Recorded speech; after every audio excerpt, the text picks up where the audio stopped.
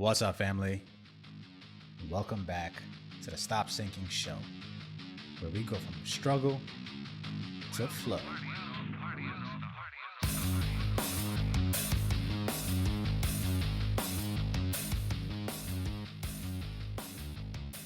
This is one of the most troubling conversations I have internally. How much of life is preordained, predetermined, and how much of it is free-willed?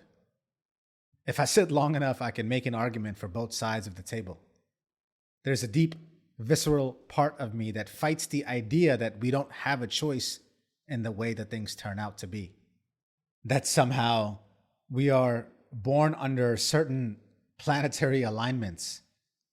And of course, our life can be charted in some sense, that we are almost here to play out the unique pattern each one of us are born into, and much of that is not under our control.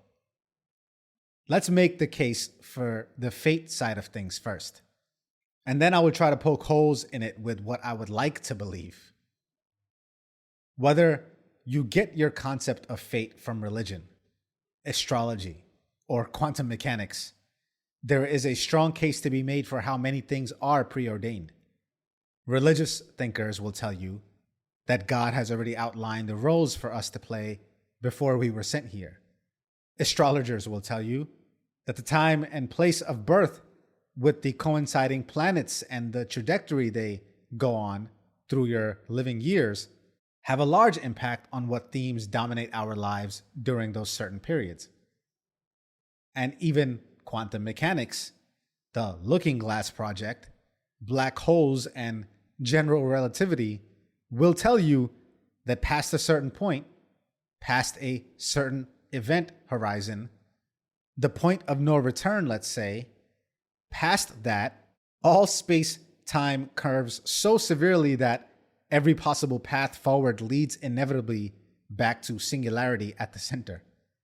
That no matter what choices you make, all your choices, no matter how off course in their proposition, still converge back to the same path. Many artists and philosophers and physicists stand seemingly on opposite ends of these topics. Schopenhauer saw will as a blind force, but actions as inevitable. He said, "Man can do what he wills, but he cannot will what he wills." Almost as if you are gripped by what wills you, what engages you, what you care about. And you might do with that what you will, but you cannot control that which is willed upon you, what you are gripped by. Even Einstein was a determinist and fought against the idea of free will, claiming that we all dance to a mysterious tune, in tune with an invisible piper in the distance. Free will, then, is accepted as merely an illusion. Our wills are not of our own making. So what is free about them? Now, while I respect the heft of these thinkers, the heavy weight that they bring, who have spent clearly more time than me thinking about this topic, my initial gut reaction is still to try and reject this notion on some level. There's a part of me that really wants to fight the deterministic playing out of fate, because it can quickly turn into a resigning from the living of life. It can easily turn into nihilism, to the idea that we should quit trying to find meaning in what has already been assigned meaning by something outside of ourselves. And so what's the point of doing anything or trying anything if everything is still going to turn out the way it's meant to turn out? Why not just sit and wait for things to just happen? Which brings me to the argument for free will. The thing that sets us apart from animals in the wild is that we can make choices.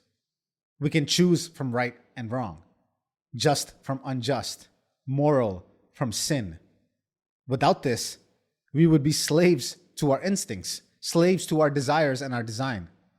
Immanuel Kant believed that freedom is the birthright of man.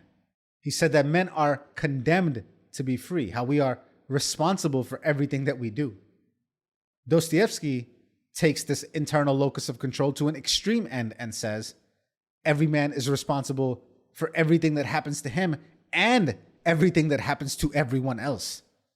And even if you extract a religious or psychological significance from this, there's something to be said for how each individual, how even one man can curb the sins of humanity. How one person willing to tell the truth or stand up in courage can bring tyranny to a halt. And so there's the argument that not only do you have free will, but you have the responsibility to exercise it. And that the productive use of it would lead to the benefit of not just you, but humanity in large. The question still stands though. Which one is it? And does it help to believe in any one of these sides to an extreme end? Because you have to tread carefully on both ends. One leads to resigned nihilism. The other might lead to taking all of the sins of humanity onto your own soul. And you have to tread carefully when you suggest that all of the things that are happening to you and around you are because of you. It would be a careless endeavor akin to blaming the victim for the crime. So while I want to fight against any determinism, too many things provide evidence for the nature of fate playing out. And even while I am careful not to mistake coincidences for fate, there are too many things that fit into the next thing, without which those things would not be possible. Too many dependencies in the present that would require for the past to have been exactly the way that it was. And while you can say that about anything, I guess, being that we are meaning-making machines, I still think there's too much evidence for fate to reject it altogether. And the same could be said for free will.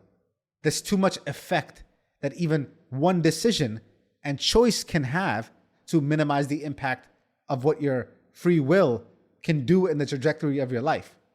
And so I was presented with a more nuanced approach, a balanced way of thinking about it that still gives you the power, but understands it is subordinated by larger forces.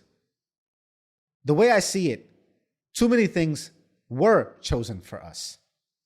The families we were born into, the race, the country, the skin color, too many aspects that nature did predetermine for us. Not too much we can do about that. And those things had their roles in shaping who we are. We would be foolish to say that they didn't. They all come with their privileges and burdens. Maybe they provide the seed from which the freeness of our will is born. And so even the things that we will into have been influenced by the environment and the exposure. Somewhat not of our own at first or at all. So this gives the upper hand in percentage of control to nature, to culture, to determinism. Still, however, I believe each one of our souls were born into our unfinished business. And we go through life pursuing our unfinished business, making decisions, choices to finish what has been left undone. And some of that has been preordained and predates even the power of the determinism in what we are born into this material world, ancestrally. And some of that is where our free will is exercised, because our souls came here with their own karma, and they came here to resolve it or to create more, to pick right from wrong, to go left or right. It hasn't been predetermined that the choices we make will ultimately finish the business that we came here to do. The proof of that is that our souls didn't finish their business in their past inheritance, meaning the choices made, the free will exercised in their last forms were insufficient for the work that needs to be done.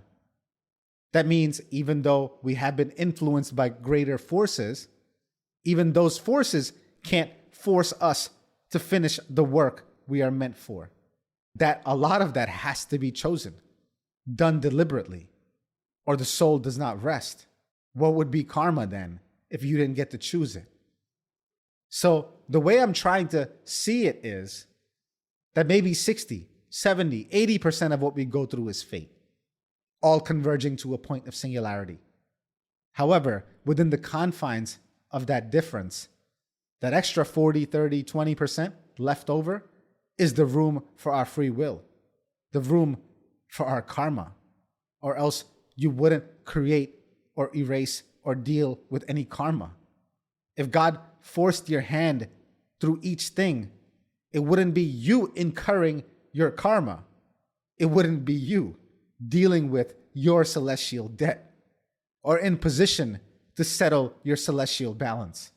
That bit left over by God is left over for you to do something with that answers to the calling of your soul. And that little bit of percentage is all you really need and your only assignment. You are in charge of exactly how much you are meant to be in charge of. And thank God for that. You don't want his work. Let him worry about the 80, the fate. You worry about the 20, your free will, and your choices will still echo into eternity. I love you, family. Stay true always. I see you on the next show.